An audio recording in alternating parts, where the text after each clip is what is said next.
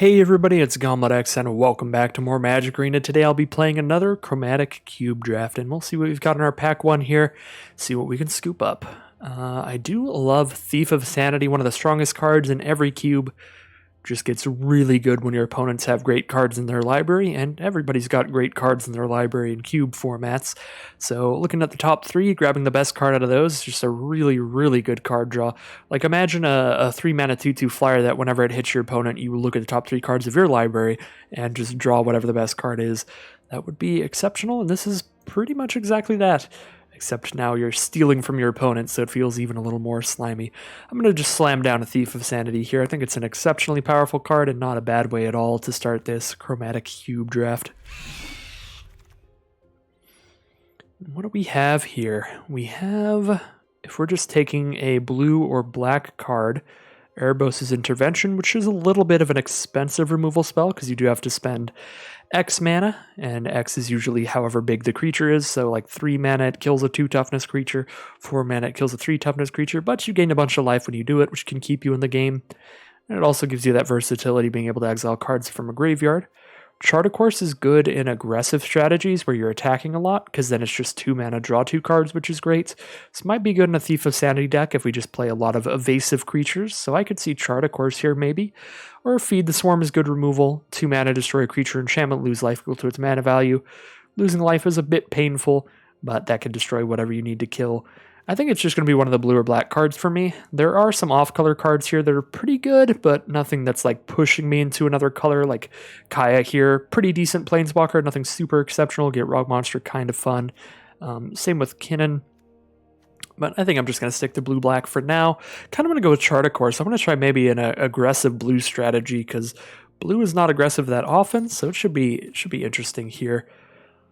If we can get it to work. And here we can take another Dimir unblockable card, Atrada the Silencer, 4 mana for a 3/5 that can't be blocked. However, when they deal combat damage to your opponent, you get to just exile one of their creatures and shuffle Atrada back into your deck. So kind of a removal spell and a creature all in one, but it only attacks the one time, unfortunately. Atrada could be interesting here. Just go for Dimir unblockable, roguey kind of stuff. That could be fun. The other stuff in our colors I'm not that excited by. There's like Kasmina. Get a couple wizard tokens and draw a couple cards. Callous Blood Mage gives you flexible abilities when it comes into play, which is nice. I've exiled some graveyards with this, and I've also drawn some cards with it, and I've also made some pest tokens depending on the situation. Erebos is a good sacrifice outlet if you have a lot of token production. So good in a deck that's going to use cards like Callous Blood Mage. But I think most interesting with what we have going on right now would be Atrada. Atrada might wheel though, because Atrada is a pretty slow card, and Ugin can go into any deck as a removal spell, just 6 mana, -3, destroy something. Yeah, I'm actually just going to slam down an Ugin there. I think Ugin's a solid addition to literally any deck in this format, so probably a bit better to take that. And wow, Sublime Epiphany, one of the best blue cards in the cube for sure. Just absolutely massive that you get to choose as many of these options as possible. So sometimes when you're really lucky, say your opponent has a Hero of Precinct 1 on the board and they cast a Ruinous Ultimatum.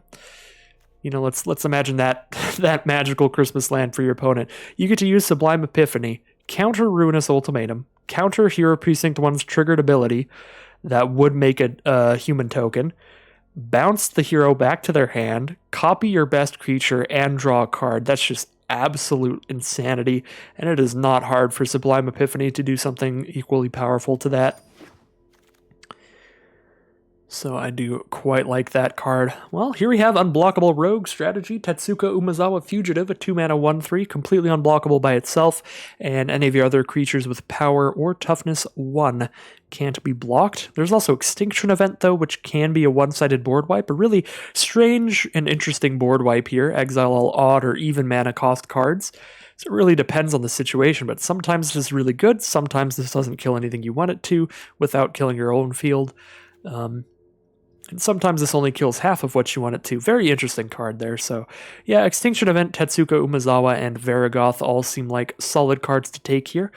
We could literally go for Rogue Tribal if we take Umezawa and wheel a Varagoth. That could be fun. With like Chart of Course here, I am hoping to do something more aggressive here, but Extinction Event is like such a good wrathy sort of effect. I think I'm still going to slam it down. Would love to wheel Tetsuko Umezawa if we can. That would be a fun card to play around with. Well, Nexus of Fate's pretty ridiculous.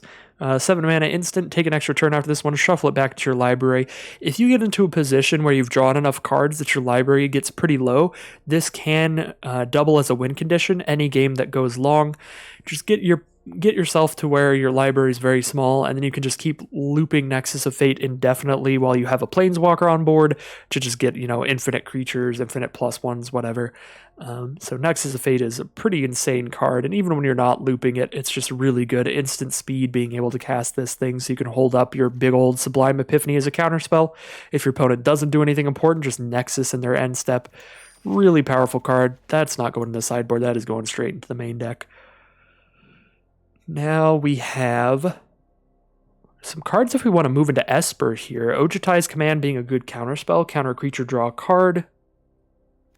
Dovin, not actually that great unless we're attacking a ton with evasive creatures, which was sort of what I was thinking about at the start, but we've ended up with a single creature so far, just the Thief of Sanity.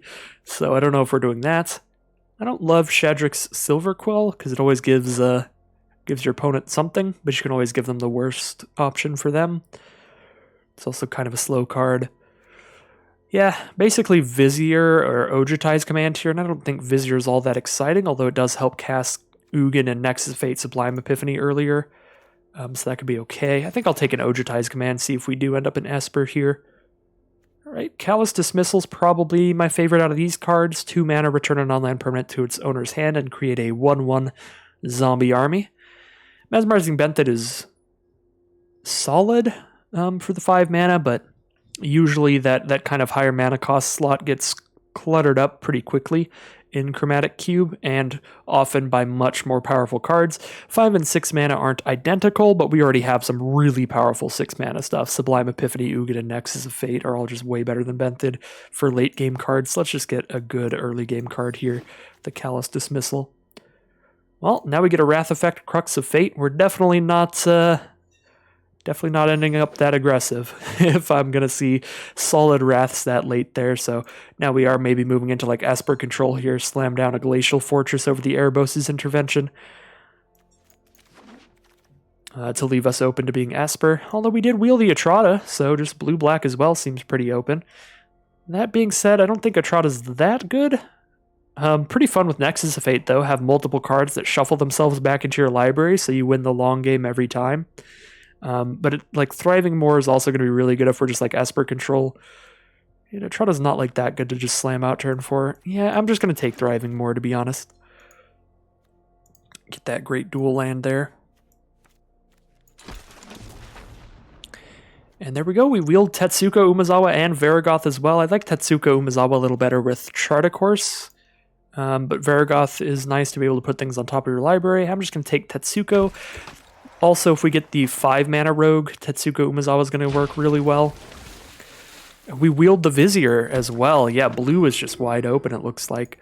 So we actually just wheeled every single card that we theoretically might have wanted. So really, really nice stuff there. So out of this pack, we have a Brain Maggot to hinder our opponent's game plan.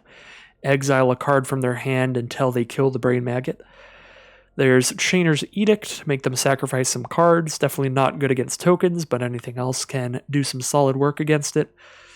And there's Thriving Isle here for a great dual land that works as whatever colors we need at the time, so it helps us splash in that white if we do go for the Esper, but we only have 1 white card here, and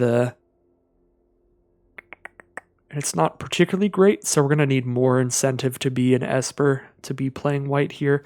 That being said, we are wheeling a lot of these just random blue and black cards, and the ones in this pack are not very good.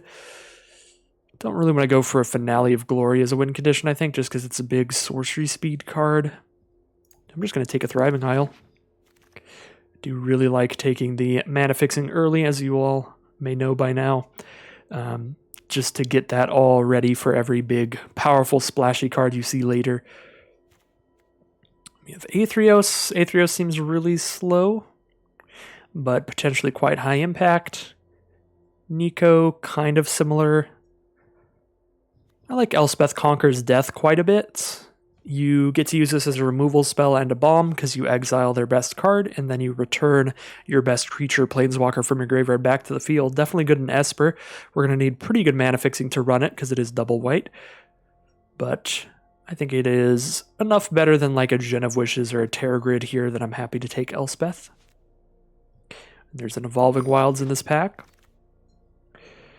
That could be useful for us if that wheels, just for more mana fixing. Solemn Simulacrum, good in any deck, especially 3+ color decks like ours, so I'm just going to slam a Solemn Simulacrum.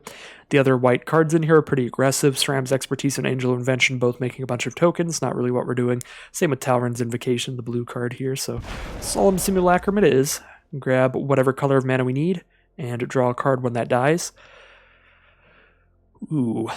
So we're doing okay on dual lands, so I think I can pass up on Temple of Deceit to take another Wrath effect or a potentially one-sided board wipe with Finale of Eternity. Both of these are great. Rumcloak Giant gives us Cast Off to destroy all non-giants and then gives us a big old 7/7 Vigilance later in the game. Finale of Eternity, of course, kills whatever we need it to kill, toughness X or less. So for 5 mana, it kills things with 3 toughness or less. This isn't really good against like late game bomby cards because you're just never going to have enough mana to kill them. But it is really good against aggressive decks. I think Rumcloak Giant might be actually a little bit better for us because it just kills basically any creatures. Oh, a Nicol Bolas. We have 3 white cards here. We might be able to pivot. There's nothing else in this pack I'm really missing out on except a Spark Double, and we don't have any Planeswalkers for the Spark Double anyway. That's the best thing it does. Although turn 3 Thief of Sanity, turn 4 Spark Double on Thief of Sanity might be insane if we get that to go off. And I suppose we also do have like a couple artifacts enchantments for a Lele to maybe go off. 2 of our dual lands are blue, black, and whatever we want the other color to be. Yeah, Nicol Bolas Godpharaoh. The one time that I got to use this off of hitting it with Genesis Ultimate was absolutely brutal. The +2 effect there. Casting cards out of your opponent's library for free is just ridiculous, and it has the ways to protect itself there with the -4 to just destroy things. So maybe moving over into Grixis instead of Esper here. Here I'll take a Mythos of Nethroi. Whatever we end up in, that's 3 mana to destroy a creature at instant speed. Super solid. Fires of Invention here, pick 7. I don't know if our mana base is difficult enough for us to want Fires of Invention, so we're about to pass Fires of Invention and have that be pick 8 for somebody, which is insane. But yeah, that's crazy. There's going to be a Fires of Invention pick 8. But yeah, we have enough instant speed stuff going on, I think, that we don't want a Fires of Invention because then we can't use our instants at instant speed, so I'll just take an Electrolyze here. Nice early game removal that draws us a card. Cut to Ribbons is solid in that pack as well. Definitely a solid choice. There's the Zareth. I was looking for the Zareth. This is going to be the one time I see a Zareth San and actually have a combo to work with it. Zareth San with Tetsuko Umezawa. We've got an unblockable rogue we can return to our hand to get this Zareth San out on the board. And returning a permanent from our opponent's graveyard to our field. So I'm going to slam down the Zareth. We also have... I thought we had one more rogue. Maybe that's the only one. So not a combo that's going to happen super often, but it'll be fun when it does. And we did wheel every blue and black card out of here, so that's great. I guess we'll just take a Brain Maggot here. Just kind of mess with our opponent.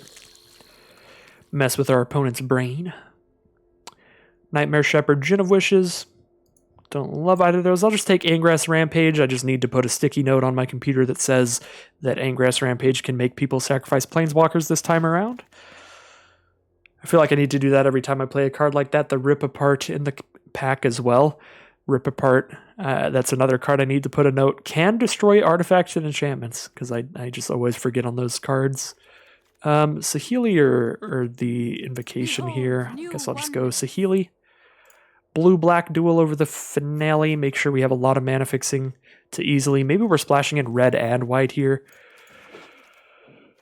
We just have a lot of Wrath effects. That's why I don't think the Finale's super important. Alayla's fun. We've got an artifact and enchantment or 2. Cosima's not great, but definitely a lot better than the Crystal Slipper. And I'm not going to play Murmuring Mystic. Alright, final pack. Where are we going with this deck? We do see a blue-red dual land. This is actually kind of perfect for us since we don't know where we're going. If we're playing blue-black-red, this is good. If we're playing blue-black-white, this is good because it's a blue-red dual or a blue-white dual. And if we're playing all four, it's great. So I kind of like that triome here. Other than that, I don't really like Joyra. I mean, I do. I like her a lot. But in terms of like commander and flavor, not in Cube. Just because she's pretty easy to kill, doesn't give you any immediate value. So I don't think that's the pick. Banish into Fable has been pretty good if we do go with the Esper here. With artifacts and enchantments, bouncing your opponent's stuff is pretty good in this cube because so much of it is so expensive. But I'm just going to take the Triome there. Leave us pretty open to either way here. And now we have Shark Typhoon. We're definitely playing blue, and Shark Typhoon's always phenomenal. If you don't have the mana to cast it, you can cycle it and get a shark out, draw a card. If you do have the mana to cast it, get that thing on the board, and every time you're casting non-creature stuff, you're getting gigantic sharks everywhere. Pretty ridiculous card. Liliana's pretty good as well, but I think Shark Typhoon is going to be better. Yeah, let's slam that down. Still don't know if we're Esper or Grixis here. I've only really seen the one Nicol Bolas for a huge reason to be Grixis. Otherwise, it's just like Electrolyze, Angrath's Rampage, which are okay. Definitely like the blue-black duels a lot, because blue and black are the colors we're definitely playing, although there's a Gonti here. Maybe just take the Gonti, another card that steals the best cards out of our opponent's library. Our curve is really good here. Yeah, we'll go with a Gonti, I think. Yeah, I'm really liking this deck's mana curve over our last one that was just all 3 and 5 drops. Now we actually have plenty of early game plays, and then plenty of big late game plays. Definitely got all our bases covered there. Yeah, I like Gonti enough to pass up the duel here at this point. Magma Opus could be fun, but it is a million mana, and we've got a lot of big stuff already, so we're doing well there. Could take an Abrade to kill early stuff, a blue-red duel. Kolagon's command is great. All the effects on it are pretty good. Murderous Rider's great. Oh, I like all of this stuff. I want Abrade, Spirebluff Canal, Kolagon command, and Murderous Rider. I want all 4 of these in my deck.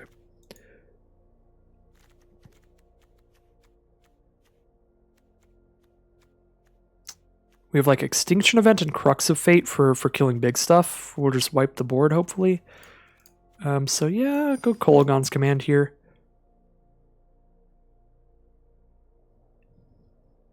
Now, what are we taking? Don't love Massacre Worm or Cavalier of Gales in 3-color decks because they cost triple blue, triple black, which is pretty hard to hit. Don't love Dreadhorde Invasion in control decks. So Tezzeret's Gambit, Great Shark. Basically the 2 options.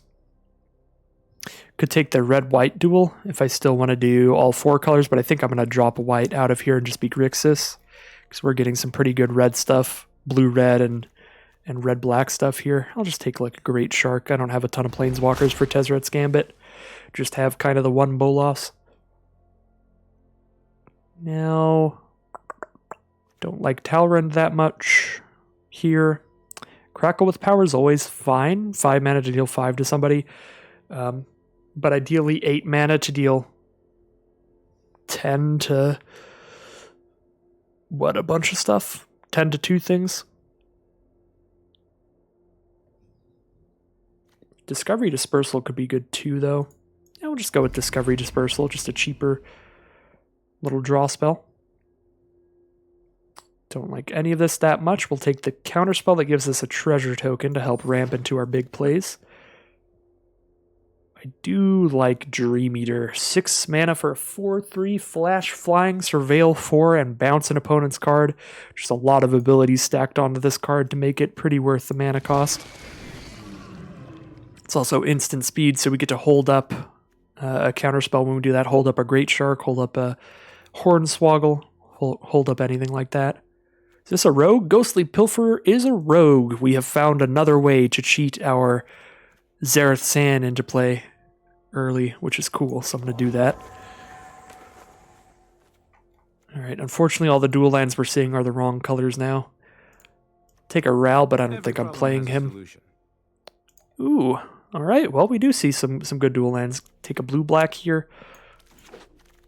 Take a blue-red here, get in! Could take the Abrade there, not taking the Magma Opus, but now I think we're doing pretty good on the early removal. We have some similar cards, like Ingress Rampage can make somebody sack an artifact, Kolaghan's Command can destroy an artifact, so if we're caring about the artifact removal, we're doing good there, and if we're caring about the 3 damage, we're doing good there as well. We have Electrolyze, Kolaghan's Command, and then we have the later game Wraths, so I don't think Abrade is super important. We do wheel the Tezzret's Gambit too. Alright, this is, I think, going to be Grixis control. Although we still kind of have either option. Our mana fixing's a little better in Grixis. But I really like Electrolyze Kolaghan's Command in the Grixis build. We could actually maybe use Spell Swindle here. We have enough just expensive instant speed stuff that we can hold up a lot of mana every turn in the late game. You know, we have Sublime Epiphany, Nexus of Fate, Dream Eater, Voracious Great Shark, Spell Swindle. The more instant speed cards you have, the more options you have when you're holding up that mana, which is always good. Alright. So if we cut white out,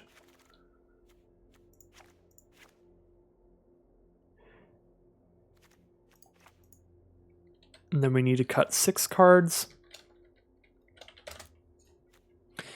Don't love the Mire Triton. We're kind of just milling ourselves for no reason with this card. But it is a Death Toucher that gains some life. But we have a lot of creatures to be trading around, I think. For a control deck, not for like an aggro deck. We got to turn that Pepsi Man sleeve on. Get on there. Yeah, alright. Other than that, there's just some Parallax styles I want to turn off. Okay. So we need to cut 6 cards. I like all the creatures now.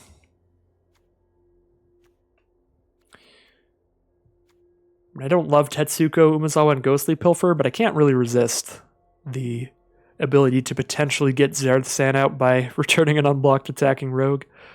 It's just a very cute combo. So 6 cards to cut. Thinking Saheeli.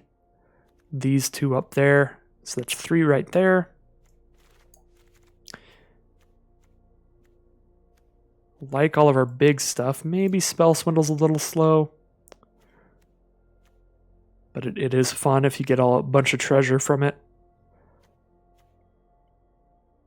Maybe Chart a Course here, because we're attacking more often than usual for Grixis, but still, all things considered, not that often.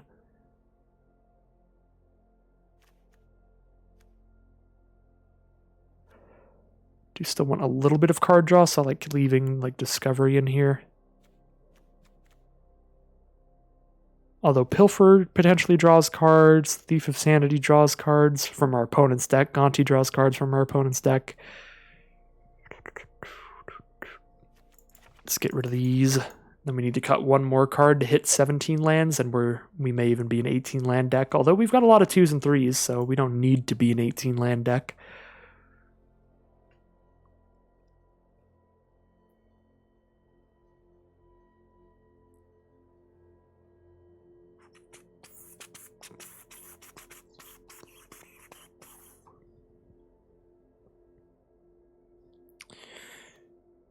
You know, I'm going to go for just like big dumb plays this time. I'm actually going to try the Spell Swindle. We have a lot at instant speed here, as I said before, to where I think we can hold up just dumb expensive instants sometimes. So I want to try it out. I don't think Spell Swindle is probably actually that good, but it might lead to a really fun play where like we only have 5 mana and we counter their 5-drop or something, and then follow it up with Bolas or Nexus of Fate or something silly like that. That is in Magical Christmas Land, but that's a place I like to live sometimes. I don't know if we need Callous Dismissal to slow people down with the amount of creatures we have here.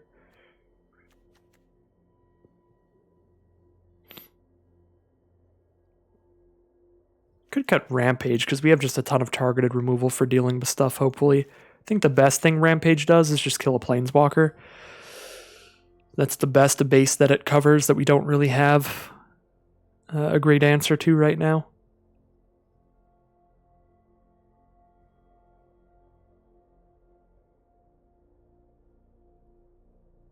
That's about it. Yeah, the ideal version of this deck might just cut Spell Swindle and throw Rampage in. Maybe even cut Spell Swindle and Hornswoggle and throw both of these back in. But I do really like the idea of getting those treasure tokens. Sounds like a good time. Let's go for it here. Grixis Control it is. Actually a lot of nice cheap interaction like the Kolagon's command, Electrolyze, stuff like that, a bunch of early creatures.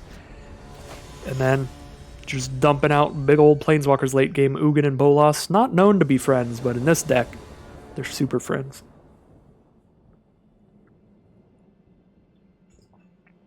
Alright, this is a little bit of a risky keep.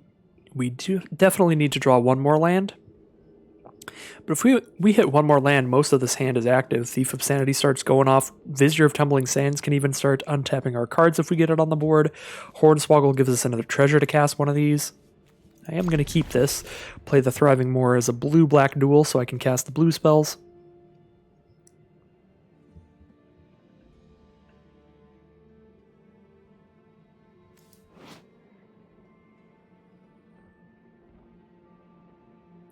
Do like the artwork on the Hornswoggle quite a bit. That's pretty nice.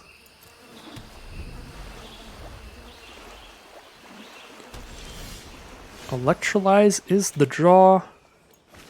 Definitely going to want to get a treasure token as soon as possible. Might have to cycle something here. Don't want to have to cycle the Shark Typhoon, but I think I'd rather cycle the Shark Typhoon than the Vizier.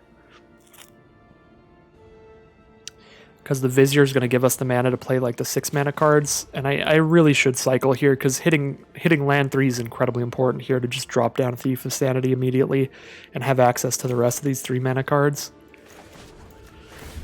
So a little bit sad, but the Shark Typhoon where X is 0. And there we go, we wouldn't have hit this land without cycling, so it's a good thing we did. Spell Swindle costs 5 here, Vizier gives us the 4th mana. They're blue-white, so they probably have a way to just kill Thief of Sanity. We'll make them have it here. If they don't have a way to kill the Thief of Sanity, it's going to be incredible.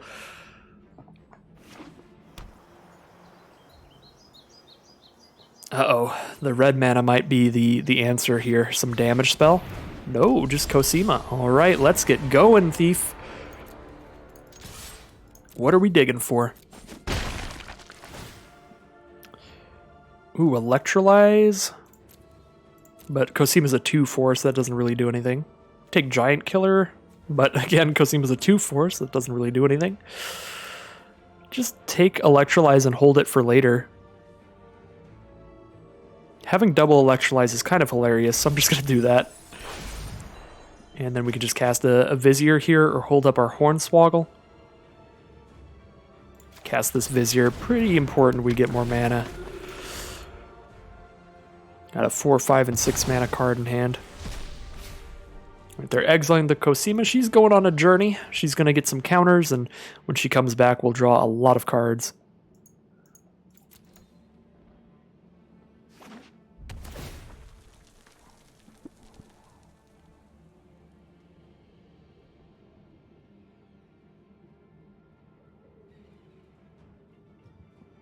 So here's the first counter going on to Cosima.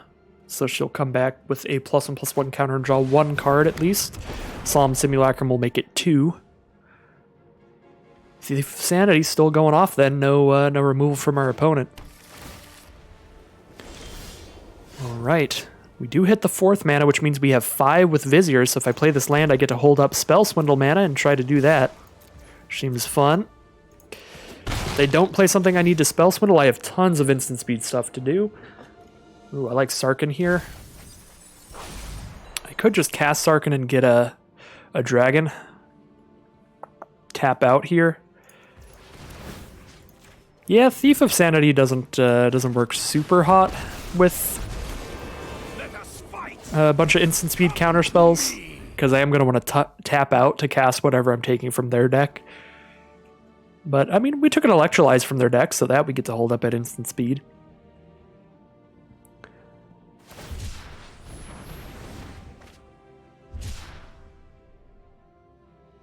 So cycling the Rogran Triumph, probably looking for Wraths. Or even just targeted removal for the Thief of Sanity at this point. It has gone off quite a bit. Another land for Cosima. She could come with 2 counters, but they're going to throw a third on her, so she'll come in with 3 if they play another land. And Cultivator's Caravan is the play. Things are going nice and slow for our opponents, so we get to hit them for 10 here. 2 4/4 flyers and a 2/2 flyer. So kind of like just hitting them for 10. Getting a ton of damage in here. Drawing another card off of the Thief of Sanity. Magma Opus. Costs a lot of mana, but pretty fun. If we make it there. And we'll just hold up all our instants here so we can counter their spells. If they play a big Wrath, like an Hour of Devastation here, that would kill all our creatures and our Planeswalker, we can still win through that by holding up Spell Swindle. And alternatively, we do have like Hornswoggle here if we want to get a treasure and counter a creature, if they're casting a creature instead.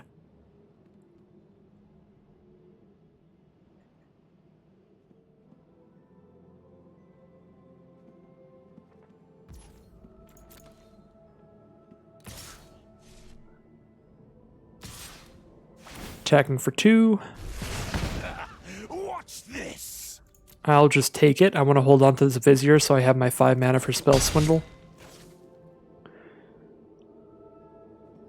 Just in case they have any like extra burn. So there's the Hour of Devastation.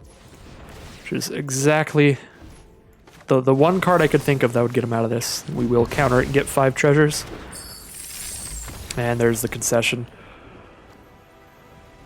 So, 1-0 thus far. We didn't get to do anything fun with the Spell Swindle, because we didn't do like a big ramp with the treasure tokens, but it still definitely solidified the win in that game.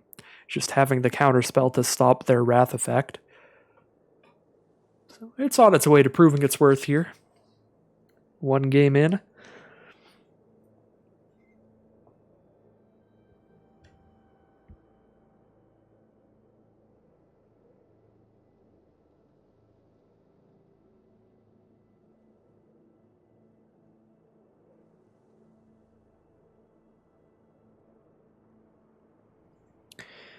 All right.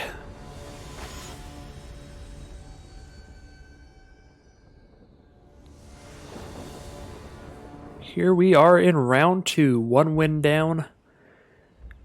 6 to go if we want to get a 7-win run again.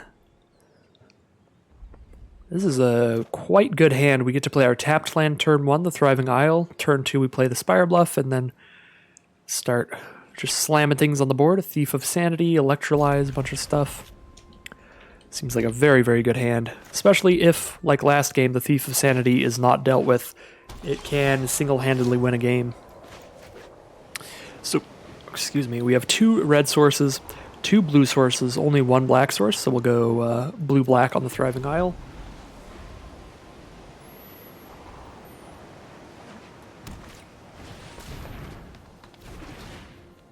Our opponent is on red, white, and green with an Explorer here to play an additional land this turn. Another green, so Naya from our opponent. We can cycle our Shark Typhoon just to draw a card, but that is very unlikely to be worth it when we already have all the mana we need here. Canopy Tactician comes out. It's a 3/3 that taps for 3, so they can ramp into something real big next turn. Could hold on to a Hornswoggle just to defend against them playing a massive creature. And I kind of like that. Although if they play a massive creature, like Thief of Sanity gets to just go off. Yeah, we don't have any removal for big creatures, so I kind of do want to hold on to Hornswoggle here. Maybe I'm playing a little extra scared, but I'm just imagining the world where I cast Thief of Sanity and then they drop like a Kogla the Titanape and they have a 7/6 out and bash Thief of Sanity. And I just have a terrible time. Cure is very good with Canopy Tactician. Now that Canopy Tactician taps for 6 mana every turn. Tap for 3, untap it with Cura, tap for 3. They get to cast Cura and still have 7 mana left over. They choose to get the red untapped though. They must need double red here. Terror of the Peaks. They do need double red. I'll just go ahead and Hornswoggle that.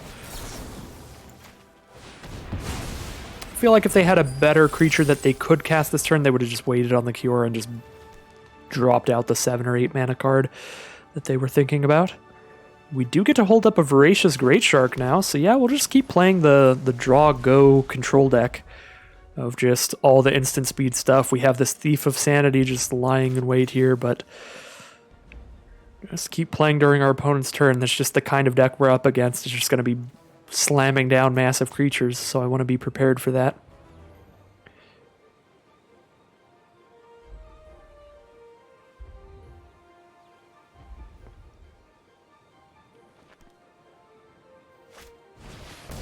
Alloy Mirror adds a mana of whatever color, which is fine. We can kill that with an Electrolyze if they don't play anything better this turn. Untap the mountain. The ocean surges, life thrives. Mirari's Wake cannot. We cannot counter an enchantment here. So if they do have like a big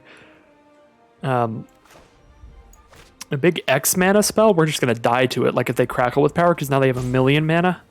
But if they just play another big creature, we have answers to that at least. I do need to kill this Alloy Mirror before it gets +1/+1, so we'll do that. And Mirari's Wake is out. Could throw it back in their hand here with Dispersal, and then make them discard a card, then they'll have to just recast it and do it again.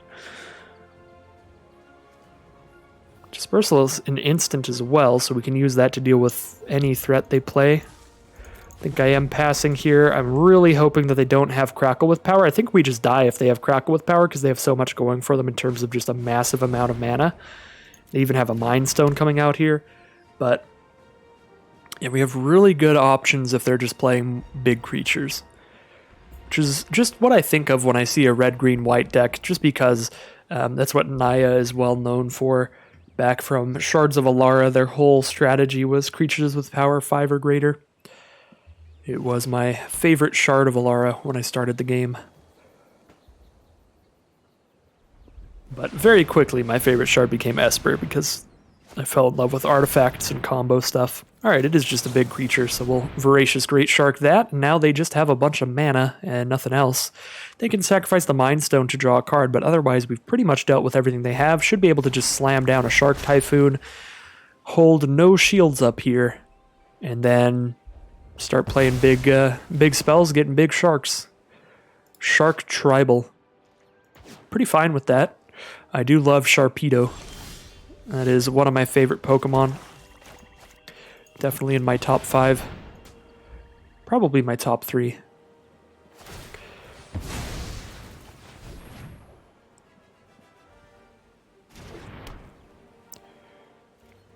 But that Shark Torpedo. Alright, 2 cards in hand for them now, since they did cycle that Mind Stone. They do have the Ugin to blow up the Shark Typhoon here. It's definitely sad we don't get to make 1,000,000 sharks anymore. Well, we've got plenty of other stuff to do, that'll be good. Now we're probably trading our Great Shark for their Canopy Tactician, because I'll be attacking Ugin here. Extinction Event, Canopy isn't even, right? So I could Extinction Event just to kill Ugin, which could be okay.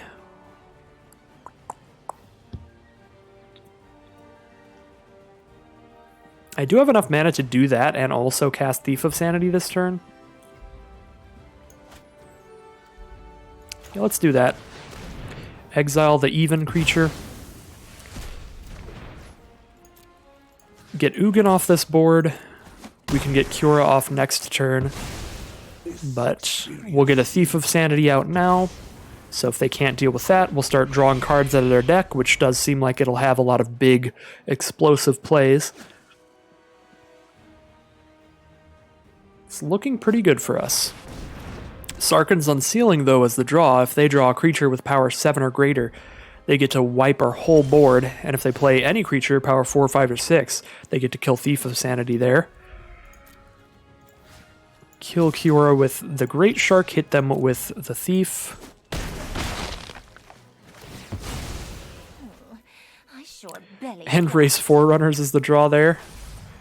So we will definitely want to have as many creatures out for as much power as possible for that end race Forerunners to finish things. So I think I'll flash in a Zareth San in their end step. Also, when this deals combat damage to them, we get their best permanent from grave. So we get an Ugin, or we get a Cavalier, or Terror of the Peaks, anything insane like that.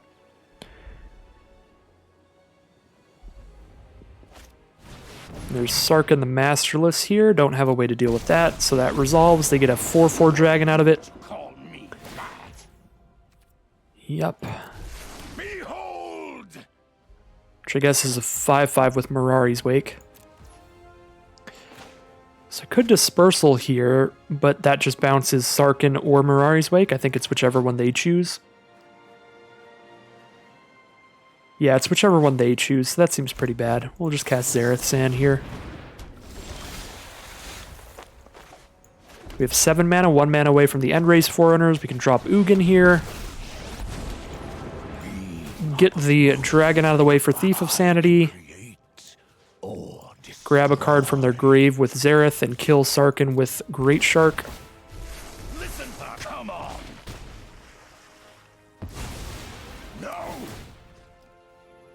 No. Just take Sarkhan here so that I have more Planeswalkers out if they have like a creature wrath effect here. Alright, they're just scooping them up. The Dimir cards that steal their stuff are just stacking up in value, which can be pretty annoying. 2-0 it is for Grixis here. I wish I were more clever so I could come up with a cool name for it, but it's kind of Grixis, steal your stuff. Grixis thievery. At least it definitely felt like it. That game was Zareth San pulling stuff from the grave. The I already forgot its name. The 3-mana 2/2 flyer, pulling things from their deck. Nicol Bolas can pull things from their deck as well. I don't know if I can keep this. Solemn Simulacrum gets us the blue mana, but not until turn 4. We have the Tetsuka Umezawa Zareth San combo if we draw a blue source. You know what? We've got to. We have to keep it. It is 100% required because we have unblockable Tetsuka Umezawa into Zareth San the Trickster. Uh-oh. This is getting worse. Still have that turn 4 Solemn Simulacrum. As long as that thing resolves, we still have a plan. And we've got a Nicol Bolas coming up in the late game. Which is an absolutely absurd card. But our opponent is curving out on us without any retaliation. Shale making all their creatures come in with +1/+1 counters as well. This is looking pretty scary for us.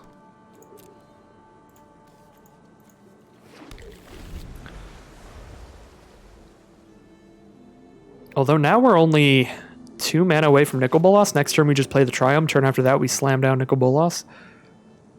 We've got all the mana for him in hand. That could be pretty good. Bolas basically starts with 9 loyalty, comes in with 7, and has a +2 ability. We could even just make them exile 2 cards from hand, and Bolas starts at basically 8. Alright, Caryatid. Probably going to have to just shoot their biggest flyer when we play Nicol Bolas, though. Thief of Sanity is the draw. Could play... I guess I can't play 2 cards because I only have 1 blue mana. So I can either play Zareth San here or play the Thief of Sanity. Thief of Sanity stops Shale from attacking, but doesn't exactly get in anytime soon, not till I kill the High Sentinels.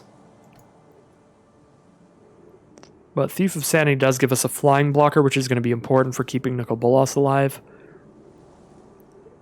If I had 1 more blue, I would very easily just go Thief of Sanity Umezawa here, but the fact that I don't makes it so Zareth San is a consideration.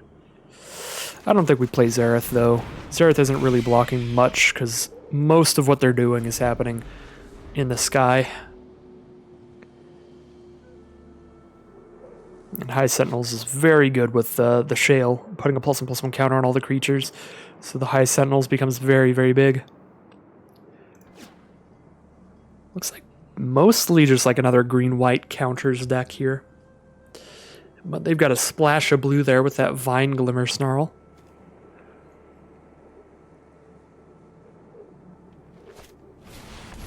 Johnny the Great-Hearted puts a +1/+1 counter on the whole field. I think we're pretty much dead here. I don't think Nicol Bolas gets us out of this anymore. Now their field is absolutely monstrous, and Ulvenwald Hydra coming out as well, grabbing the land from the deck here.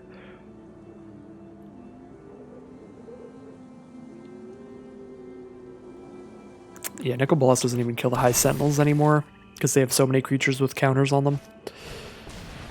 First Cyrone Games gets another creature out. That gets a counter on it as well with Shale. They attack with High Sentinels and Shale here. Tap Shale, and High Sentinels will be absolutely monstrous. Looks like they chose not to attack with the Shale. But they tap it before damage here, and they'll get a million in. At 10 damage here. Gonti's the draw.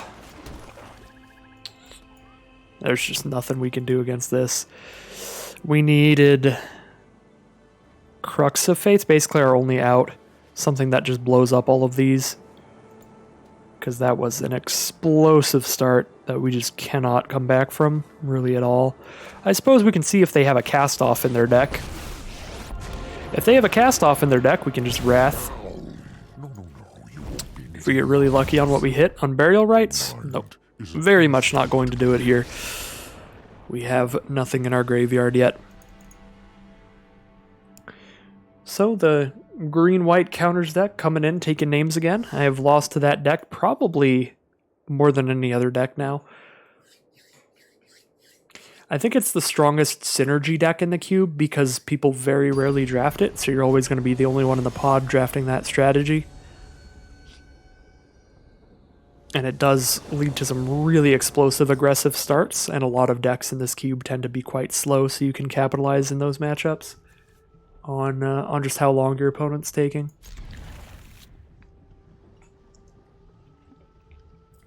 As you can see by the fact that I'm keeping a hand with nothing till turn 5, because I'm assuming I can hopefully scry into some early game plays. But then I see a 4-mana card on top, I'm going to keep that. If nothing else, we can cycle this Shark Typhoon early on.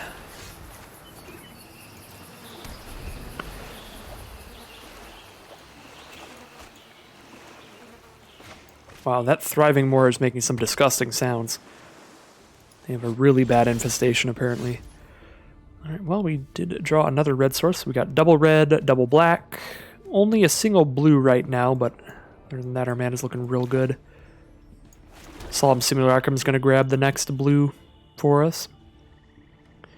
Suppose I should have just played Thriving Moor on blue, because I do have double blue cards in hand, and I didn't have any red cards in hand at the time. But the fact that I didn't have any red sources had me a little worried. In case I drew like Electrolyze or Kolagon's Command. So a Magma Opus gets discarded here. They are red, white, and blue. Pretty fitting. It is... I'm not sure exactly what day this is going to be uploaded, but it should be right around Independence Day. Pretty close to America time. Uh-oh, they added green mana into the mix. They went multinational now. I don't know what countries have like green flags. I'm very bad at like geography and world stuff. I know very little about flags. I don't even think I know like Mexico or Canada's flag, and they're literally our neighbors. American education is the finest. Alright, well, we're gonna Solemn Simulacrum next turn. I don't think I want to just blow the Shark Typhoon here, although I could. So, Solemn Simulacrum for a blue, make sure we can play these 5-mana cards, which is wonderful. And then we're holding up the Shark Typhoon for turn 6 into Nexus of Fate turn 7. Could be quite good. Both of our 5 mana cards have flash, so they're both instant speed. So we literally just get to pass turn next turn, which is always fun. See if our opponent draws a land this turn. They're currently stuck on 4 mana. One of the mana is a treasure token, so one is temporary.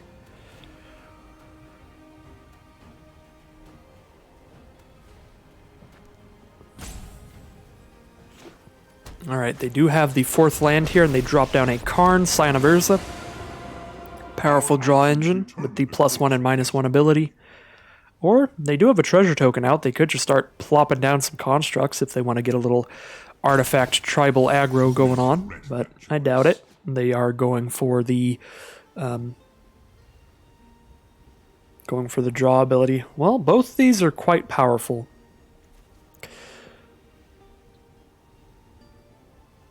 The Get Rug monster is a little slower and easier to deal with, so we'll put the Get Rug monster in their hand.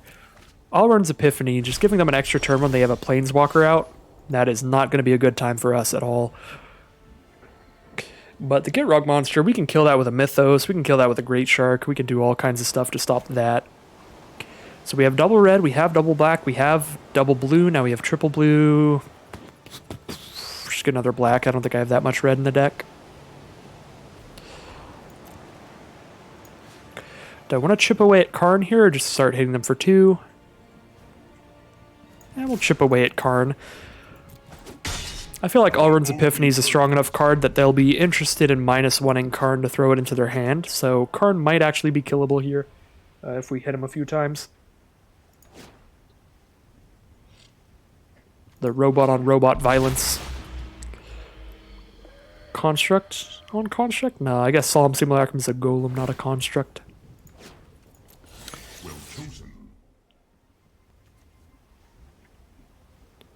So Kenrith, we can give him a land or a Kenrith here. They do need more lands, but yeah, I'm going to give him Kenrith. Kenrith is pretty easy to deal with.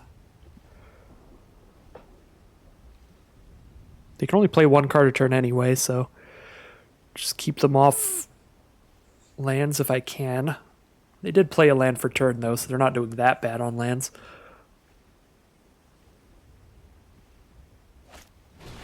Skyclave Relic, getting more mana out. Could counter that with Great Shark. They only have 2 mana up after that, so they're probably not doing another thing afterwards. Kind of do like that.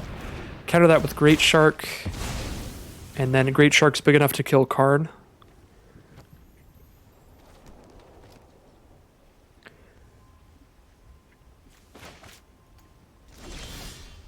Alright, I do have the 7 mana to just slam down a Nexus of Fate here if I want to. But I believe that I'm just going to cast a Shark Typhoon. So that when I do slam down Nexus, I also get a 7/7 Shark and an extra turn to attack with it.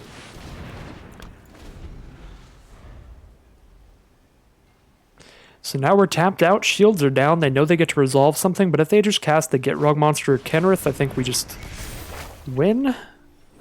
Because we can kill it and make a Shark, which should be just lethal in the next combat. They do have Elspeth Conquers Death here, so I believe we still just win, because we get the extra turn, hit for 7, and then we hit for 7 plus 7. We hit for 14 in our extra turn. Oh wait, no, they killed the Shark Typhoon. So we don't. We hit for 14 total. They go to 2 life. I was doing the math as if we were still going to get a Shark token, but obviously without the Shark Typhoon we will not be getting a Shark token. So just 14 here, put them to 2, and Nicol Bolas is going to close that out, right? No, Nicol Bolas does not actually damage them, but gets to cast something from their library for free.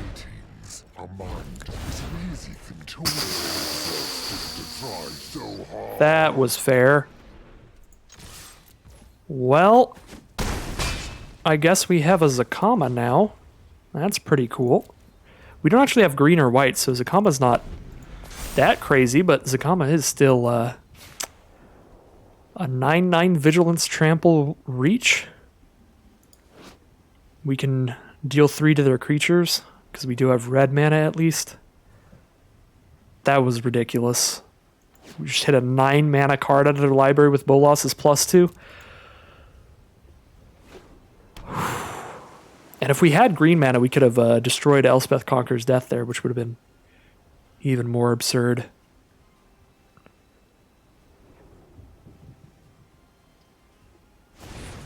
Realm Cloaked Giant. Destroy all non-giant creatures.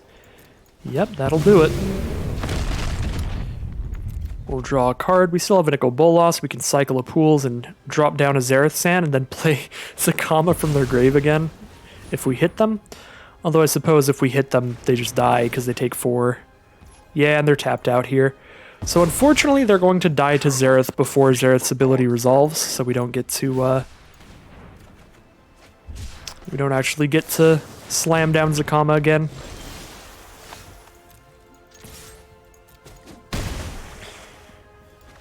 But if they had more life, then theoretically we would cast their own Zakama against them twice this game. It's just really rude. This is like the rudest Grixis deck. So 3-1 it is. Quite a lucky game there with the Bolas finding Zakama immediately. But even without that, just any threat at all, we were in a very good position. Okay. Don't have that red mana yet, but otherwise, this hand's got some stuff going for it. We only need 2 mana to get to Great Shark. We have a Brain Maggot to hopefully just take our opponent's early game play out of their hand, and there's the red source. So we do immediately get lucky here. Opponents on black and red, starting with an Agonizing Remorse. They exile one of our cards forever. I assume Sublime Epiphany is going to be the card. It's the highest impact card here. That makes me really sad, because I have not cast a Sublime Epiphany yet today. I would really like to. Especially with a good enter the battlefield effect, like Voracious Great Shark or the Brain Maggot. So another Grixis control deck here, but here they're really stuck on cards to play. Slumgar's Command they don't do till turn 5. They get to kill our Brain Maggot and like bounce a permanent or counter a non-creature spell. I think we get rid of Slumgar's Command here and just let them use Discovery. Let them try to draw into something here. It's gonna be like a 1-for-1 little draw spell. Discovery turns into like one card they might actually play in the early game. Fine with that. If they've got no other action. Ooh, we got that late game Bolas again. It is always a good time. We've got our Kolaghan's Command mana, and they know it. But they may still play something that we can kill. Nope, just pass the turn. Well, now we're 1 mana away from Great Shark here. So I might Kolaghan's Command them in the end step here just to do something. Kite Sail Freebooter. They look at our hand, exile something till it dies. They still get to look at our hand even if I kill it in response to this, but I'm still going to kill it in response to this so they can't take Kolaghan's Command and stop me from killing it. But now they know what's coming here.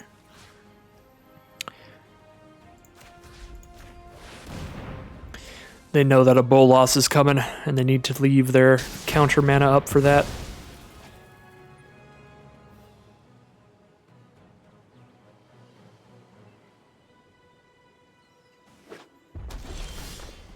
Electrolyze is the draw.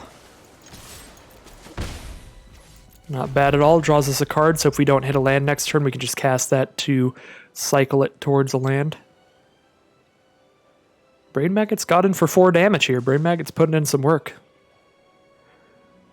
Kept them off this Slumgar's Command, so they don't have that to counter Bolas at least, but they probably have something else. Just slam down the Great Shark here, get bashing in. Vizier of Tumbling Sands puts us up a mana here. Even if it isn't a land, technically. I don't get to hold up Electrolyze if I cast this, but I think that's fine. Vizier puts us to 6 mana. If we draw land next turn, we'll be at 7. Combustible Gear hulks the play. I will have them not draw cards, so we'll just take the damage. Which ends up being 12, alright. That's a pretty good hit there. 5, 6, 7, 8, 9 if I electrolyze. So if I Extinction Event and electrolyze, because all my cards are odd. No, Brain Maggot is not odd. No, I think I just cast Bolas here. But they have ribbons engraved now, so black, black, 1, 2, 3, 4. Do 4 to me. Play it real safe here, I think. Get Bolas out and just clear out the Gear Hulk. Attack with Great Shark, but hold the 1/1 back. That was a really devastating hit from the Gear Hulk. So the way this works is we let them draw 3 cards, or we mill those 3 cards, and it deals damage to us equal to the mana cost. They hit CMC 12. Well, they do have Goldspan Dragon to kill Bolas, but we've got 5, 6, 7, plus Electrolyze. We have Lethal here. Do we have Lethal through a Skittering Surveyor? We do not. Because we can blow that up and then deal 5, 6, 7. Oh wait, yeah we do. I don't know where my math went there. Yeah, we have Lethal still.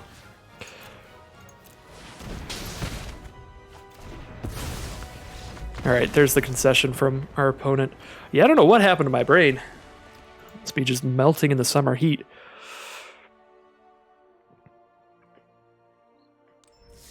Somehow I did not think that 7 could kill an opponent with 5 life there. Well, 4-1 regardless. While my brain may be mush, Nico Bolas will take me all the way to victory. All it costs is a very bad deal. Where we are... I don't even remember technically, but Liliana like got conscripted into his service forever, something like that. That's all you gotta do. Just make a deal with the Bolas. Okay, this... I am pretty certain I have to mulligan. If I hit a red source, it's pretty good. If I hit any source, I do get Vizier out and the ability to Hornswoggle, but I do need a lot of lands drawn to do a lot of stuff here. I will mulligan this, I think. Okay, much better mana here. We even have a Solemn. Keep this, get rid of Great Shark, I think. Maybe get rid of Hornswoggle. Because I don't even know what I'm using the treasure token for. Sure, it would let me ramp into Crux of Fate earlier, but I don't really need to play Crux of Fate early. This is something I want to play when I can kill as many creatures off of it as possible. Yeah, we'll get rid of the Hornswoggle, just have the Great Shark for countering a late game creature. And I guess we could still use the Hornswoggle as a way to just stop my opponent's first creature. Or one of their early creatures. Playing against blue, red, and green. At the very least, our opponent's teamer. We do have that turn 2 Brain Maggot again to start the game off. We'll see if it lasts as long as our last one did. Our last Brain Maggot managed to survive all game long. The little maggot that could. Very disgusting artwork there, but it's okay, because Brain Maggot's our friend. What do they have here? Omnath, Vizier of Many Faces to copy a creature. Zamone to draw cards and stuff. They have green, blue, red mana. They don't have white mana yet, so they can't actually cast Omnath until they hit a white source. So kind of want to just get rid of Zamone and hope they don't hit that white source here. We'll see. Or at least that they don't hit the white source by the time we have Great Shark mana. Or before the time we have Great Shark mana. Get to chip away at Cure a little bit. So they can't untap things as often. We get Solemn Simulacrum next turn. The great thing about the Vizier for us is that it doesn't do anything until they have another creature on the board, so they might just not have a play this turn. Looks like they do not. We've got multiple Wraths now. Extinction Event and Crux of Fate, so even if that Omnath hits the board, we can deal with it afterwards. Alright, 2 red sources, 2 blue sources, 2 black sources.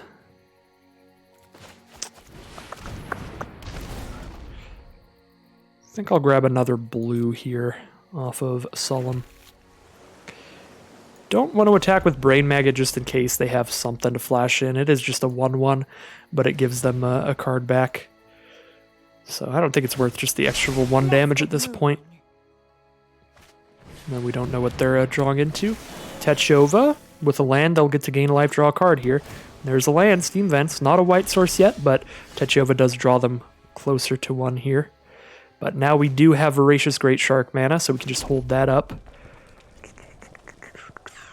My only way to kill Techova would be to Wrath the whole board, including my stuff. I guess I could Extinction Event for Odd here, but then I don't get to hold up the Great Shark. And I would rather hold up the Great Shark than get rid of Techova here. Still no white source from our opponent. I'm actually at the position, or in the position where I'm hoping that they hit the white source. Alright, well, Vizier copies Techova and then dies? Oh, on the battlefield, it can copy Solemn Simulacrum. Well, that's pretty good. Probably should have just countered that. I thought that that was like the other blue clone that could only copy their creatures. No, that's really good with Techova. We definitely should have countered that. Nature flows with vigor. Glasspool Mimic to make another Solemn Simulacrum.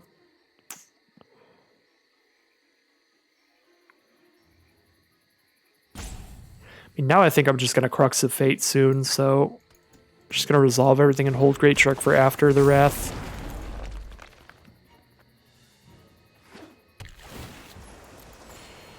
But they're drawing so many cards off the Techova here that even if I Wrath things, it doesn't really put me in a fantastic position.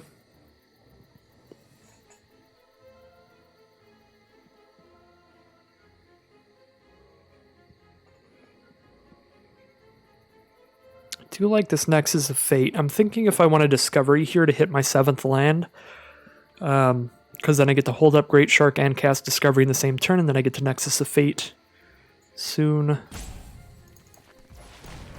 Yeah, and I don't really need to hold up the Great Shark because I'm planning on Crux of Fate anyway.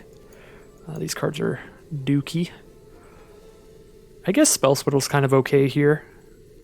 We're 1 mana off from Spell Swindle. Yeah, no, we'll get rid of it. Uh-oh. Well, shields are down then.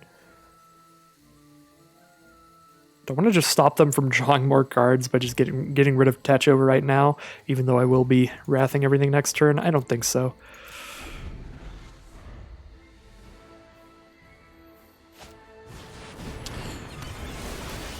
There's Omnath.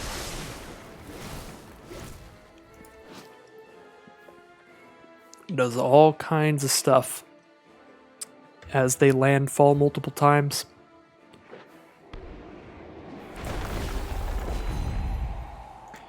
There's the land, gain a bunch of life, draw a card.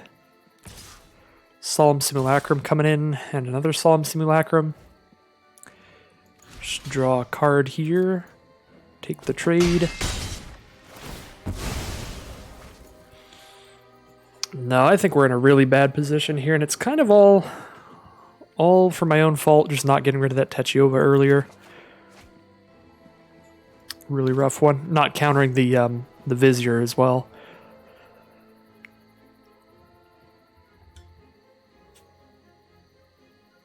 Because they've just gone off drawing like a million cards here. Oracle Moldiah hits the board, lets them play 2 additional lands a turn. Or just 1 additional land a turn. Omnath spits out the 4 mana now. If they want to dump more stuff on the board, I would be happy with that. They have 7 cards in hand here, so they don't have to play anything else. They won't discard to hand size here. Bone Crusher Giant to kill the Brain Maggot.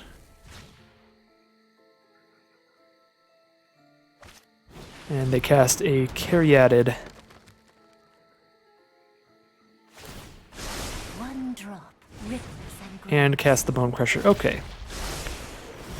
Draw a card off Cura. Well, we do have the mana to Crux of Fate and play a tapped land this turn, so I will do that.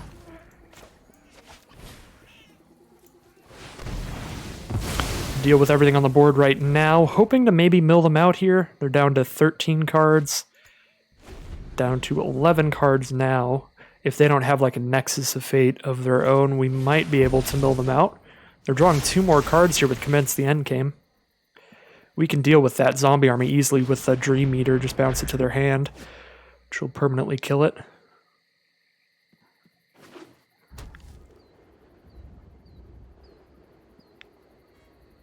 Nine cards left in their deck now, and there's Zimone.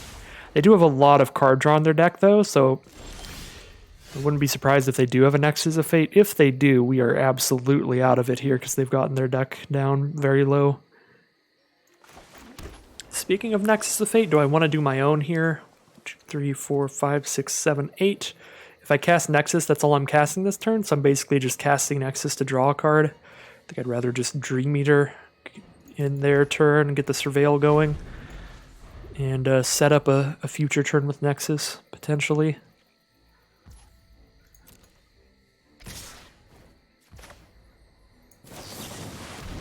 Here's Dream Eater. Be surprised if they have like counter spells in this sort of deck. It looks like just a landfall ramp out deck. But they might have a counter for Dream Eater.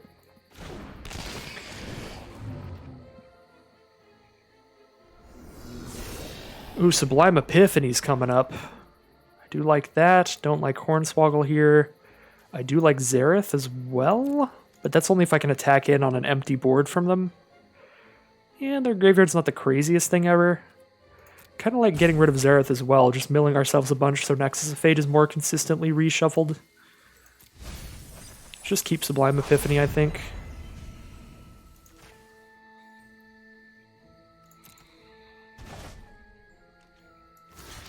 We can block Simone and then kill Kiora next turn.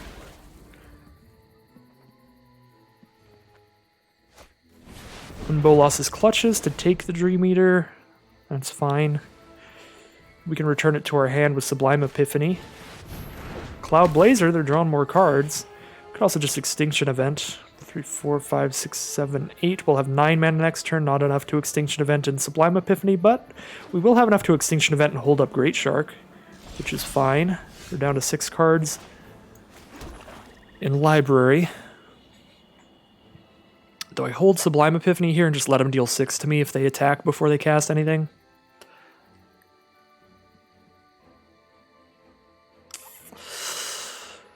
I don't think so. I kind of like just going for the Extinction Event here. I just don't love that I don't get to hold up Sublime Epiphany after that. They're evens, right? Oh, no, they're not.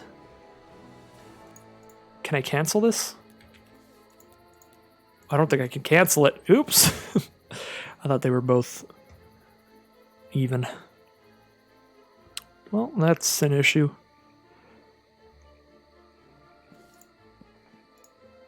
Well, kill the bigger one then.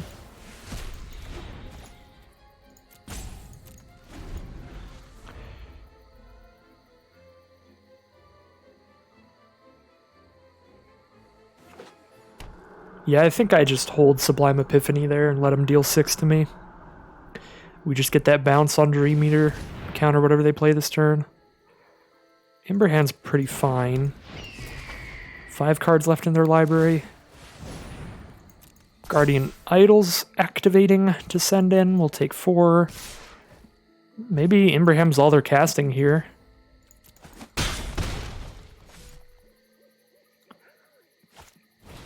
Palladium Mirror. I guess just not great stuff here. I was expecting maybe they're just sneaking in a better spell by casting Imbraham first.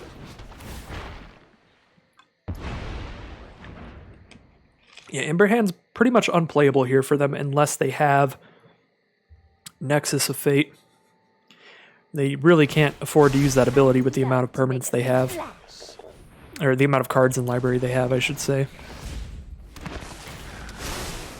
Great Shark to get a 5/4. They draw a card off Kiora. Gonti exiles 4 cards from the library. What a draw. Mill them 4. Grab their Sublime Epiphany. Whatever. Pass turn. Oh, wait. It puts them back on bottom. Never mind. Never mind. I got mixed up with my Thief of Sanity. Thief of Sanity mills the rest. Well, we're still sitting really pretty, because now we've seen their library and they don't have a way to not mill out here. They've got 2 cards left. They need to find a way to deal 14 to us through multiple Sublime Epiphanies now. I got overly excited there. I was so pumped for the Gonti to just mill them for, but it puts the rest on bottom instead of the grave. Unlike the Thief of Sanity that throws them into the graveyard.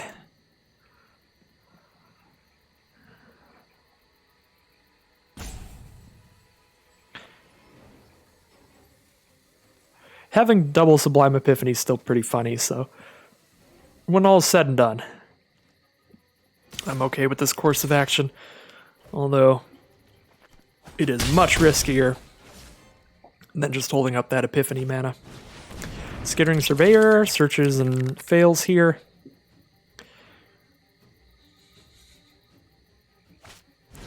Vizier of Tumbling Sands.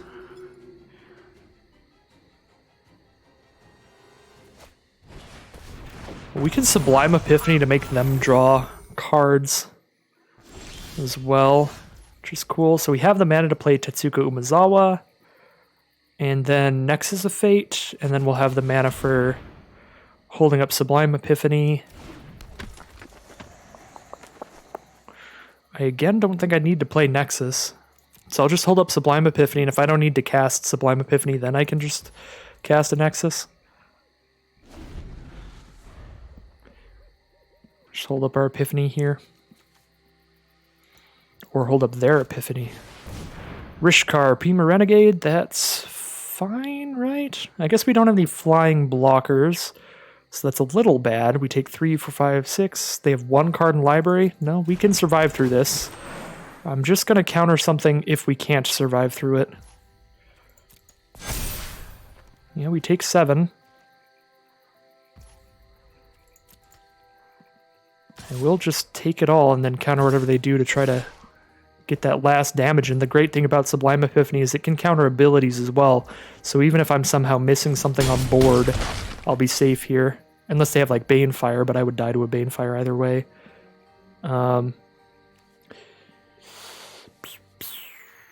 Just Nexus of Fate here.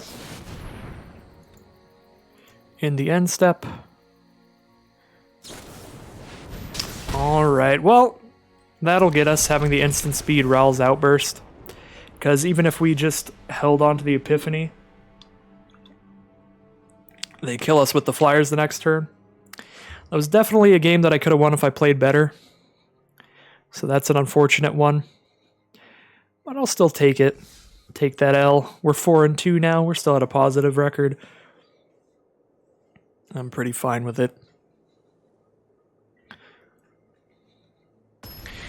That was a game we could have won if we played better in the early game, but I don't think we could have won at the end there with the Ral's Outburst, because if we just cast Sublime Epiphany in response to them attacking with creatures, they do get that Outburst off and hit us with the Flyers. They're dead in 1 more turn.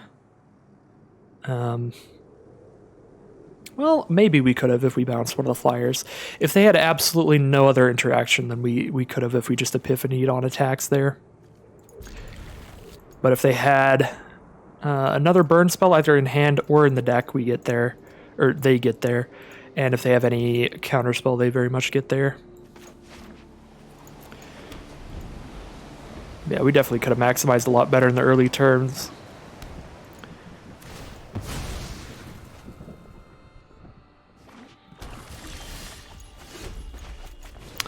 Here we have a really sweet curve. Umezawa into Thief of Sanity with Electrolyze to hold up, and a Solemn Simulacrum to get us to our late game cards whenever we draw them. Playing against green and black here. An Old Priest of Oblivion to start things off. 2-1 Menace Lifelink. Now we do draw into Nicol Bolas. So there's a big old 7-mana card to ramp into with Solemn Simulacrum.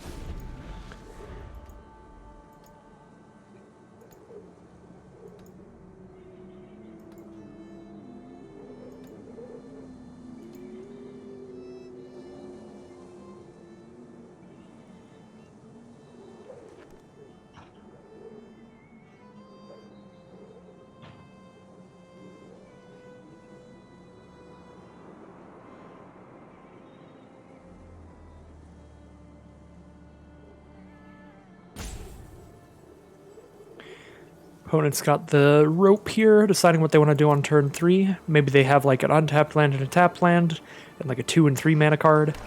Like, do I play untapped land 3 mana card or just tap land? I don't know.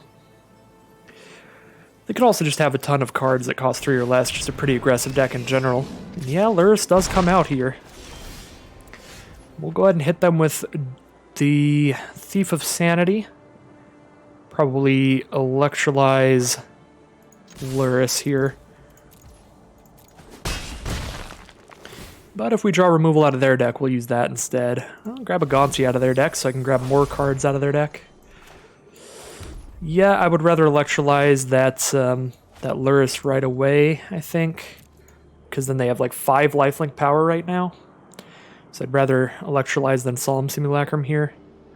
Although I could wait till their turn, see if they cast anything else better. I don't expect like combat tricks and pump spells in this cube very often. Alright, just a Solemn Simulacrum, we'll just kill Lurrus then. If that is the play for turn.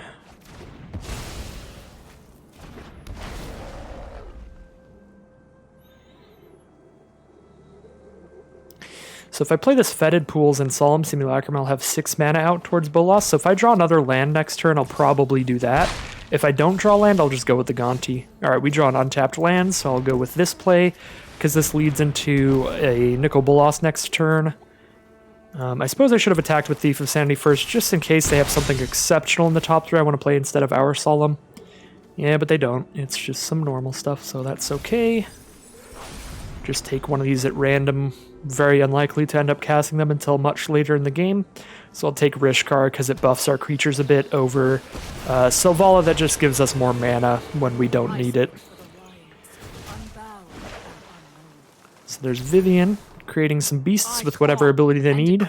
Vigilance, Reach, or Trample. They're choosing Reach so they can block Thief of Sanity. But now I think we're just going to cast Nicol Bolas and just start getting cards out of their library while we sit behind our field to block with. We get a free Valentine and Lisette here, so we'll just get a Lisette because she's bigger.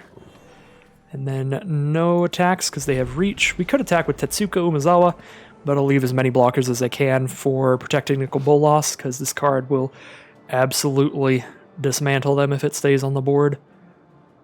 Card is absolutely ridiculous.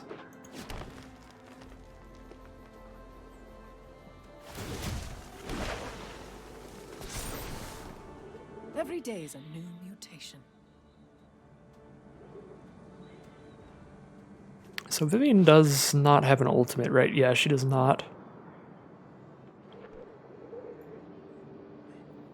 Just allows them to cast creatures from the top, like double cast creatures later.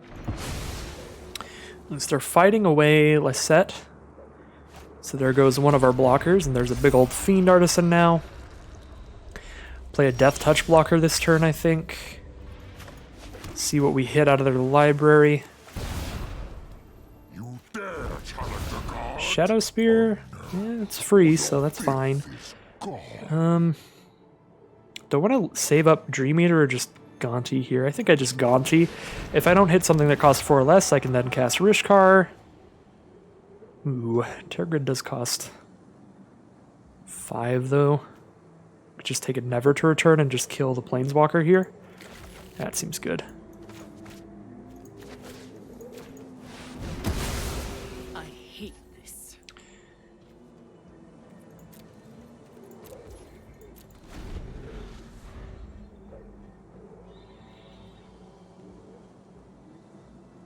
So they get to search up whatever they want with the Fiend Artisan, which could be threatening. Still feel like Vivian's probably worse for us. But now they just spend the X and grab whatever creature they want. Maybe if they have like a Crater Hoof, we might die here. I think that's it.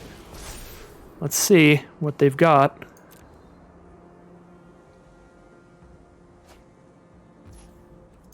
X equals 6. Crater Hoof costs a lot more than that, so yeah, they don't have Crater Hoof mana yet. Oh no. Yeah, Massacre Worm I think kills us too. Kills 2 of our cards, so we lose 4. We chump block, and then we lose life when we chump block. So we chump block there, take 5. Take 7 total. No, we're alive. We are alive, but barely.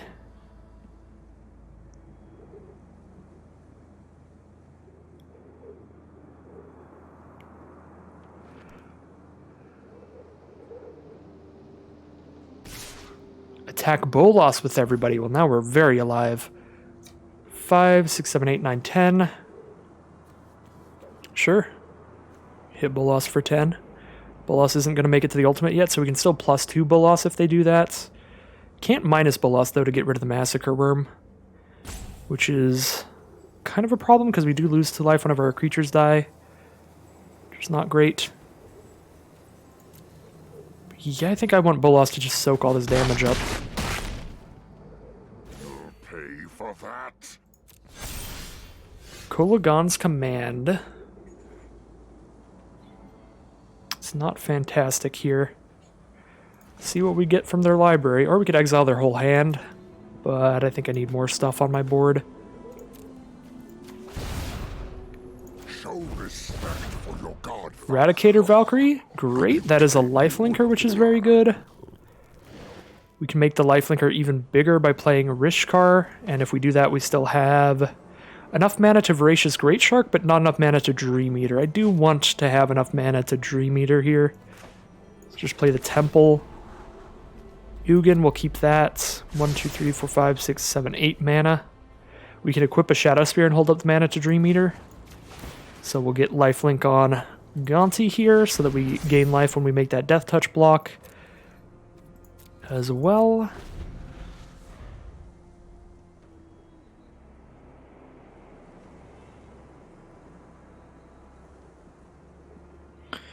I definitely don't want to Dream Eater the Massacre Worm because I don't want him to get the end of the battlefield effect again. But I suppose we don't have anything small enough to die to that anyway. But we could if they deal some damage to our cards and then throw an extra -2/-2 at them later.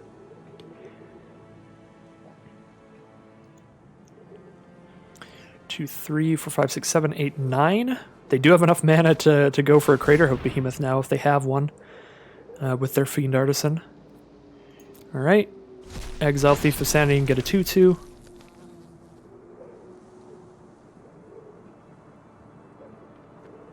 Yeah, probably should have just killed that Fiend Artisan earlier instead of the Planeswalker. Although they would have a lot more beasts now. So either way is not wonderful. Send in the squad. So, how good is Dream Eater here? We get to kill one of their 5/5s. Yeah, that's probably worth it alone. Whereas the Great Shark, we just play a 5/4, so we can trade for Massacre Worm, which is good. But I think we need to kill a 5/5 here to survive the turn.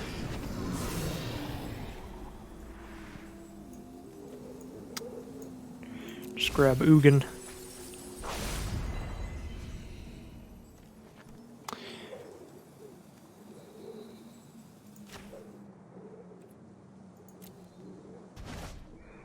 So we're at 10. Now we're at 13 by doing this. We're at 17 by doing this. 17 minus 11. We go to 6 here, but we don't lose any creatures.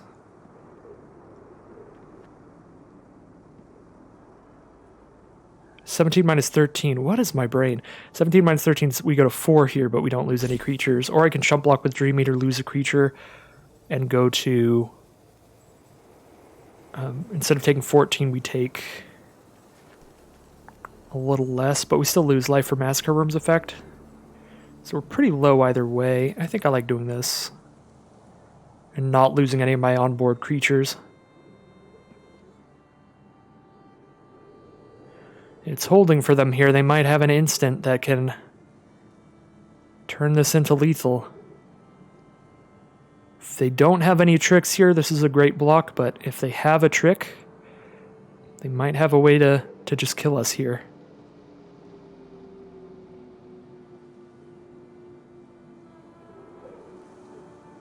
They have one card in hand. We'll see what it might be here. I am very concerned. Yep, we're at 4. All right, and now Ugin comes out, gets rid of Massacre Worm. I suppose we still need to deal with Fiend Artisan pretty badly. Nicol Bolas can't -4 right now. I can just exile their 1 card in hand or grab a card out of their deck. Grabbing a card out of deck seems better. You came here with a plan. Naeth? You won't be needing those. Just a 3/3, but it's a free 3/3, so we'll play them. And now we can play Ugin, get rid of the Massacre Worm so we can't lose life to that effect. And then hold up Kolagon's command. By the design, Elder, bathe in ghost fire. Could double Eradicator Valkyrie's like power, but I'm not going to do that here. I'd rather hold up Kolagon's command. Just trying to gain 4 life off that attack. Suppose we could have Kolagon's command there to make them discard whatever's in their hand, because it's something instant speed, which is a little concerning.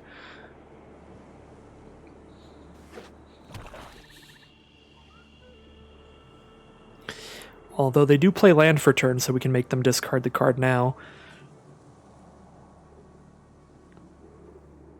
Yeah, I'm assuming if they haven't like Craterhoofed us to death here, they just don't have one. They only have 7 cards left in their library again. Everybody with these very, very consistent decks here. It's a Tergrid's Lantern. Well, Kolagon's command is going to blow that up hardcore. Izrath can get Massacre Worm back, but we don't have anything that dies to it here, but we do get our creatures smaller, which is not great. So Izrath's an issue. Let's see what happens here.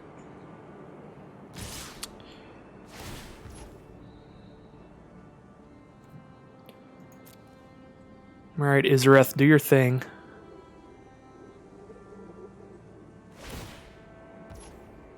Massacre Worm's coming out.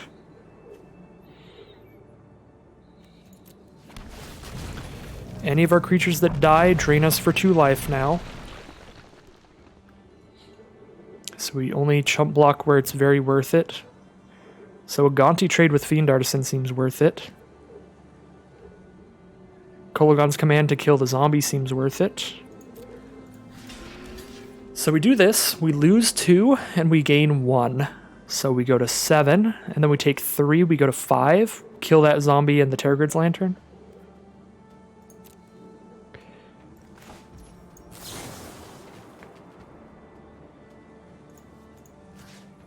Destroy the artifact, destroy the zombie. Now this next turn we can double our lifelinker's power when we attack in with it. And we can also give lifelink to our other flyer, and we still have Ugin and Bolas, the dream team, all together here. Discard a card. Because I don't want to lose more life, and if I sacrifice a permanent I'll lose more life.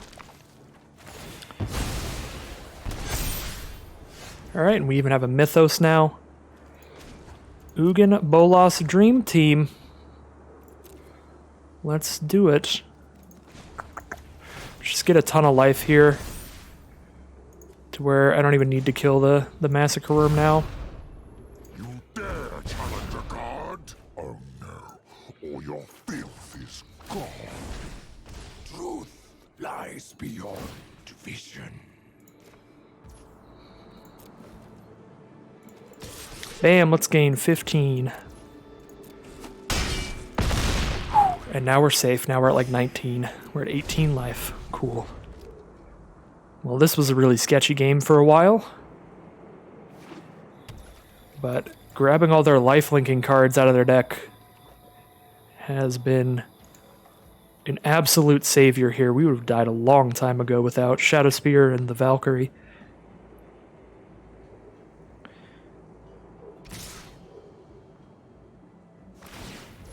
And they are coming on in. What do they have in the grave here? Probably should have just killed Izrath pre-attacks here to be safe. Tergrid. Okay. 4 or 5 menace. It's fine. Blow up the Massacre Worm. Trade with the Izrath and we just have lethal flyers.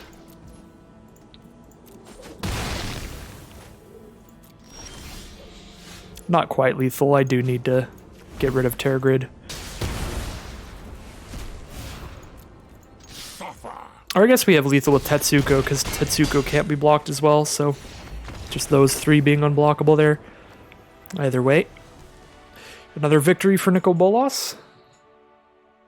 Luckily, you can be the punt master like myself and just ride Nicol Bolas to victory here in this draft. That puts us to 5-2. We get our 4,000 gold back out of this and 3 cards.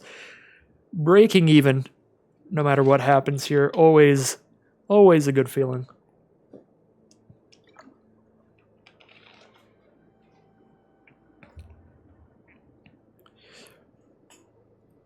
I think this deck is very, very good, especially because I have nearly punted away a couple games, and I think, punt away.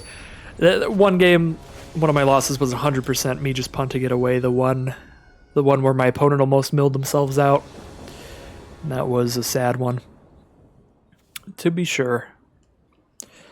But can't be unhappy with at least a 5-win run like we've got here. If nothing else, we get to run up another draft after this, so I'm going to keep this 7. It's got all of our colors, just great mana in general. Go ahead and scry 1 even at the start here. Zareth Sand, we do have that rogue there. We do have that rogue there. I think I've just admitted to myself I am just required to keep any hand where I might be able to do the rogue thing. Although here's our opponent being aggressive, Usher the Fallen starting things. So I'm not going to play the Ghostly Pilferer here because it's not going to block that. It's not going to attack into that either.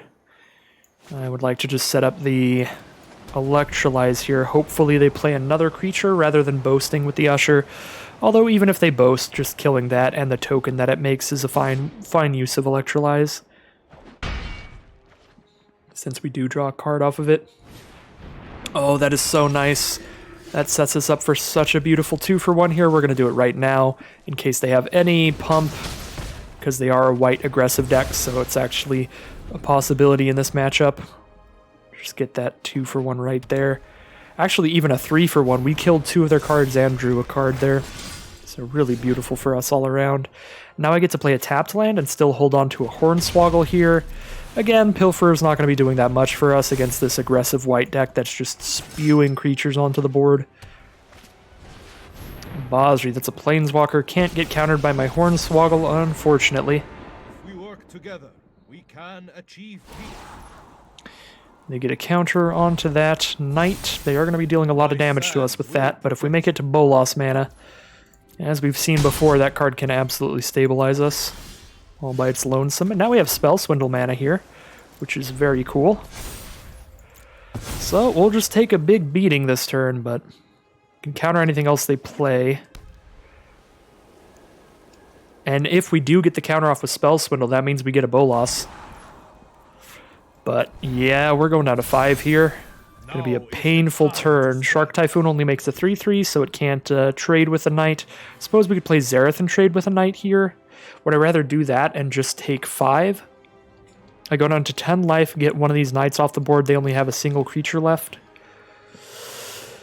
That does seem good, but I have been wanting to do this Spell Swindle thing. It's probably too greedy, but here I am, holding on to Spell Swindle. It's a 3-mana spell that does get us to Bolas. And they can't cast a spell that's more expensive than that. They only have 2 mana left, so I guess Spell Swindle it is. We could Hornswoggle there and get 1 treasure instead, but then we can't cast Bolas, as I said before.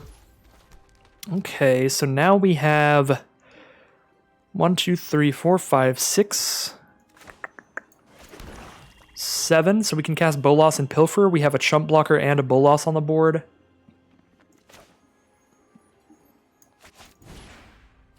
We can exile their whole hand. We can kill one of their attackers. We can kill their Planeswalker.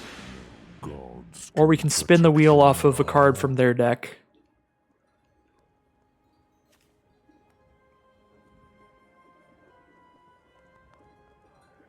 If they can clear our board here, we're very dead.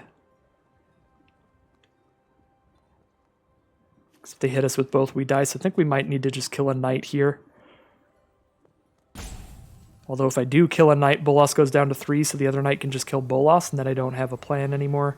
I guess just making a big shark to block the other knight. I'm spinning the wheel.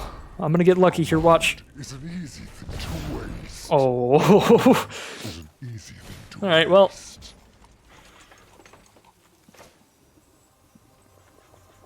Now I don't have to sacrifice a treasure token to play Ghostly Pilfer. Why is there a Cultivator's Caravan in this mono-white deck?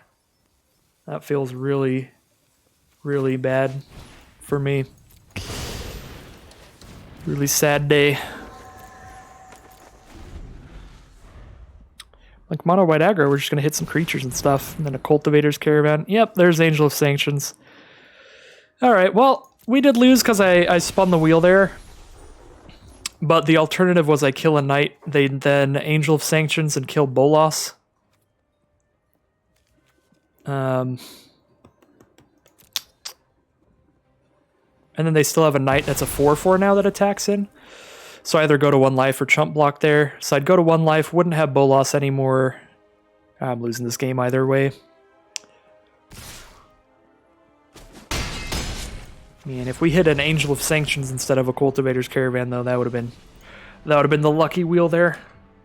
That game was definitely, I was way too much of a gambler there, but really don't think we would have got there either way. 5-3 it is for the Grixis Bolas deck.